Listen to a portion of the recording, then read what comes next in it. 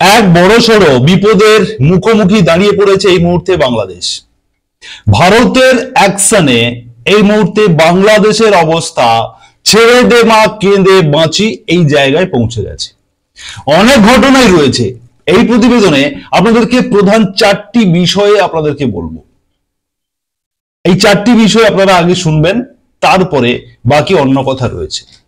এক নম্বরে বলবো, এই মুহূর্তে বাংলাদেশের প্রধান উপদেষ্টা ডক্টর মোহাম্মদ ইউনূসের সঙ্গে বাংলাদেশের সেনা প্রধানের সম্পর্ক ভালো যাচ্ছে না।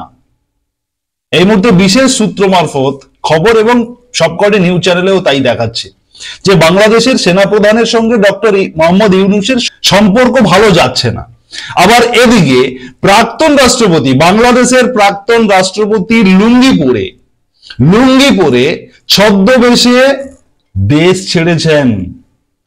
এবারে আপনারা বলুন, কোন দেশের প্রধানমন্ত্রী সমতুল্য প্রধান উপদেষ্টা ডক্টর মোহাম্মদ ইউনূসের সঙ্গে সেনা প্রধানের সম্পর্ক ভালো যাচ্ছে না? প্রাক্তন রাষ্ট্রপতি, দেশের প্রাক্তন রাষ্ট্রপতি, যেখানে ভারতবর্ষ রাষ্ট্রপতিকে সর্বোচ্চ আসনে বসায়, দেশের প্রথম নাগরিক হিসেবে যার সম্মান আমাদের ভারতবাসীর প্রত্যেকের হৃদয়ে অবস্থান করে, সেই রাষ্ট্রপতি, বাংলাদেশের রাষ্ট্রপতি লুঙ্গি পরে দেশ ছাড়ছেন ছদ্মবেশে। তাহলে বুঝুন যে একটা দেশের এই পরিণতি মানে বাংলাদেশের অভ্যন্তরে কি চলছে। এটা আমার প্রশ্ন দর্শক বন্ধুরা আপনাদের কাছে।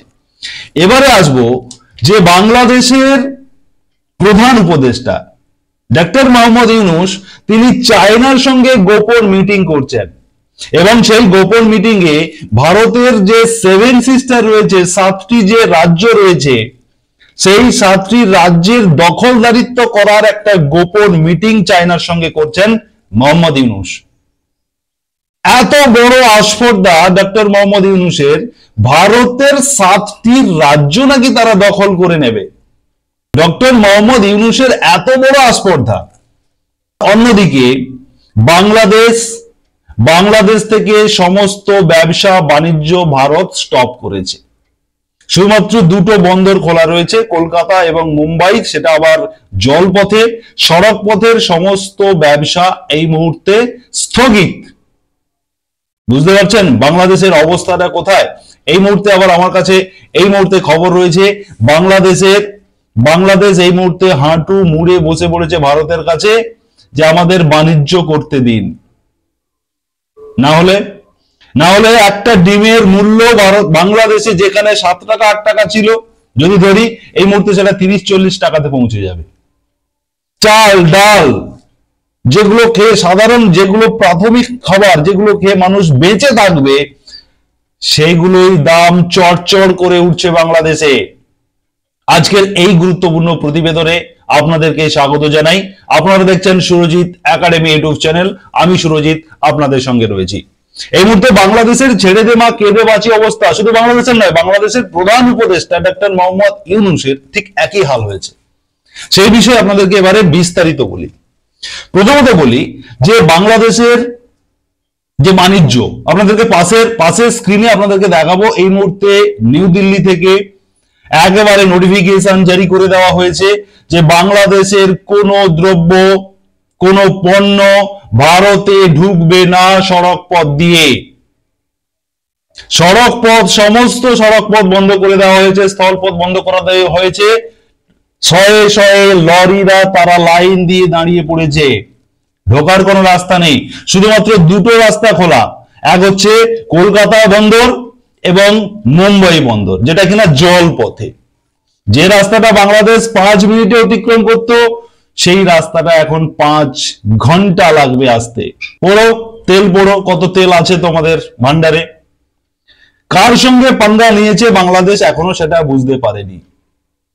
বিগত প্রায়, আমি কম করে যদি ধরি, বিগত 5 বছর ধরে আমরা সোশ্যাল মিডিয়াতে দেখতে পাচ্ছি ভারত বিদ্বেষী মনোভাব বাংলাদেশের চরম পর্যায়ে পৌঁছে গেছে। যে বাংলাদেশকে ভারত স্বাধীনতা এনে দিয়েছে, যে বাংলাদেশ মুক্তিযুদ্ধতে ভারত সহযোগিতা করে তাদেরকে পাকিস্তান নামক জঙ্গি স্থান থেকে যাদেরকে মুক্ত করেছে, সেই বাংলাদেশ আজকের ভারতকে ভুলে গেছে। একটা কথা আছে জানেন তো, যে উপকারের ঋণ সারা জীবন মনে রাখতে হয়। যে আপনার উপকার করবে, তার উপকার আপনি করতে না পারেন, অন্তত তার ক্ষতি চাইবেন না। এটা ধর্মে সইবে না, এটা ধর্মে সইবে না, মানব জীবনের ধর্মে সইবে না যে আপনার উপকার যে করলো আপনি তার ক্ষতি করে দেবেন, আপনি পেছন থেকে তাকে ছুরি মারবেন না। আপনি উপকার প্রত্যুত্তরে আপনি উপকার না করতে পারেন, অসুবিধে নেই, অতএব তার ক্ষতি চাইবেন না। ঠিক বাংলাদেশ কিন্তু ধর্ম বিরোধী কাজ করছে। অতএব যে দেশ, যে ভারতবর্ষ বাংলাদেশকে জন্ম দিল, বাংলাদেশকে স্বাধীন করলো, সহযোগিতা করলো, সেই বাংলাদেশ এখন ভারতের এই মুহূর্তে পাকিস্তানের পরে প্রধান বিরোধী দেশ হিসেবে আমরা দেখতে পাচ্ছি। সেটা স্পষ্ট, আমাদের প্রত্যেকের কাছে সেটা স্পষ্ট। এটা আমার কথা নয়, আপনারাও জানেন, স্পষ্ট সেটা আমাদের কাছে। কেন কেন হয়? তাহলে আপনি বাংলাদেশ যদি ভারতের সঙ্গে পাঙ্গা নেন, ভারত সহানুভূতির দেশ, ভারত সহিষ্ণুর দেশ, ভারত সবাইকে সম্মান করে, সবাইকে শ্রদ্ধা করে, স্নেহ করে, ভালোবাসে। কিন্তু এটা ভারতের দুর্বলতা নয়। 200 বছর ব্রিটিশ শাসনকে দুর্মুজ করে যে ভারতবর্ষ স্বাধীনতা এনেছে, সেই ভারতবর্ষকে রক্তচক্ষু দেখাবেন না ডক্টর মোহাম্মদ ইউনূস বা বাংলাদেশের যারা ভারত বিদ্বেষী কথা বলছেন, আপনারা রক্তচক্ষু দেখাবেন না। জানেন তো সিন্ধুর অপারেশন পাকিস্তানের কি হাল করেছে? আমি দেখছিলাম ওই সময় যখন সিন্ধুর অপারেশন চলছিল, তখন বাংলাদেশের কিছু মিডিয়া এবং বড় বড় মেইনস্ট্রিম মিডিয়া, বাংলাদেশের একেবারে মেইনস্ট্রিম মিডিয়ারা, যাদেরকে এই মুহূর্তে ভারত যে সমস্ত মিডিয়ার ইউটিউব চ্যানেলগুলো ভারত ব্যান করে দিয়েছে, সেই সমস্ত চ্যানেলে আমি দেখছিলাম ভারত বিদ্বেষী কোনো প্রমাণ নেই, প্রমাণ ছাড়া ভারত বিদ্বেষী কথাবার্তা। পাকিস্তান ভারতের 5খানা রাফাল ভেঙে উড়িয়ে দিল, পাকিস্তান ভারতের এইখানে বোম মেরে দিল, পাকিস্তান ভারতের এতজন সেনাকে ধ্বংস করলো। এই ধরনের একেবারে ভুয়ো খবরে ভর্তি ছিল বাংলাদেশের সেই সমস্ত মেইনস্ট্রিম মিডিয়াগুলো। আমি লক্ষ্য করেছি সেগুলো। কি লাভ? পাকিস্তানের কি হাল করেছে ভারত, সেটা আমার আপনার মুখের কথা নয়, আমার আপনার ফোনে তোলা ছবি নয়, একেবারে স্যাটেলাইট ছবি সারা বিশ্বকে ভারত দেখিয়েছে যে আমরা পাকিস্তানের কি হাল করেছি। পাকিস্তানের সাধারণ মানুষকে মারিনি, পাকিস্তানের সেনাবাহিনীর ওপরে কোনো হামলা হয়নি, শুধুমাত্র জঙ্গি ঘাঁটি, জঙ্গিদের ওপরে ভারত অপারেশন চালিয়েছে। ভারত এখনো মানবিক, ভারত এখনো সহিষ্ণু, ভারত এখনো ভারতের জায়গায় থেকেছে। যে ভারতের সংস্কৃতিকে সারা বিশ্ব রেসপেক্ট করে, যে ভারতের কালচারকে সারা বিশ্ব রেসপেক্ট করে, ভারতের যে কালচারকে স্বামী বিবেকানন্দ সারা বিশ্বের কাছে দেখিয়েছে যে ভারতের কালচার থেকে শেখার আছে, সারা বিশ্বকে শিখতে হবে, সেই ভারতকে রক্তচক্ষু বর্ণ দেখিয়ে বিশেষ কিছু লাভ হবে না বাংলাদেশ। এই মুহূর্তে বাংলাদেশের প্রাক্তন রাষ্ট্রপতি তিনি লুঙ্গি পরে অন্ধকারে দেশ ছেড়েছেন। এই মুহূর্তে খবর, বাংলাদেশের সেনা প্রধানের সঙ্গে ডক্টর মোহাম্মদ ইউনূস, যিনি কিনা প্রধানমন্ত্রী সমতুল্য, তার সঙ্গে সম্পর্ক ভালো যাচ্ছে না। তার মানে গৃহযুদ্ধ তো শুরু হয়ে গেছে। আর যে বাড়িতে শান্তি নেই, যে বাড়িতে বাড়ির মেম্বারদের মধ্যে গন্ডগোল লেগে থাকে, সে বাড়ির দশা কেমন হয় ভাবুন। এমন ঘটনা ঘটেছে। এদিকে ভারত বাংলাদেশের প্রধান যে বিজনেস, যে দেশের সঙ্গে বাংলাদেশ ব্যবসা করে বিলিয়ন ডলার ইনকাম করে, সেই দেশের সঙ্গে শত্রুতা করছে, চায়নার সঙ্গে হাত মেলাচ্ছে, গোপনে বৈঠক করছে, ভারতের 7 সিস্টার দখল করে নেবে। কাশ্মীরের ওইটুকুনি যেটা পাক অকুপাইড কাশ্মীর বলা হচ্ছে, সেইটা পাকিস্তান সেটাকে ভারত বলেছে যে এরপরে কোনোদিন আলোচনা হলে ওটা নিয়েই কথা হবে, ওই পাক অকুপাইড কাশ্মীরকে নিয়েই কথা হবে। ওই একটুখানি অংশ, সেটাই পারছে না পাকিস্তান। এদিকে বাংলাদেশ প্ল্যান পরিকল্পনা করছে চায়নার সঙ্গে 7 সিস্টার কবজা করবে, মানে 7টা রাজ্য ক্যাপচার করে নেবে। ক্যাপচার করবে। ভারত লজেন্স ললিপপ চুষবে, ভারত ললিপপ চুষবে। ভারতের এই মুহূর্তে এয়ার ডিফেন্স, ভারতের ডিফেন্স স্টাফ এই মুহূর্তে সারা বিশ্বকে তাক লাগিয়ে দিয়েছে।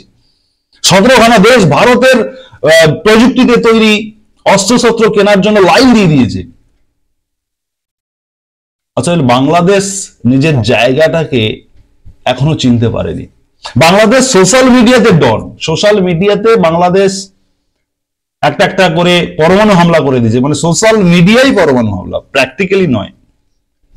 মানে ভাবটা যেটা আমরা সোশ্যাল মিডিয়াতে বাংলাদেশের যে নিউজ চ্যানেলগুলো বা যারা বাংলাদেশের ইউটিউবার, যারা ফেসবুকার, যারা দেখছি, তো এখনো ভারতকে ঠিকঠাক চেনেনি। তবে ভারত ব্যবস্থা করে দিয়েছে অলরেডি।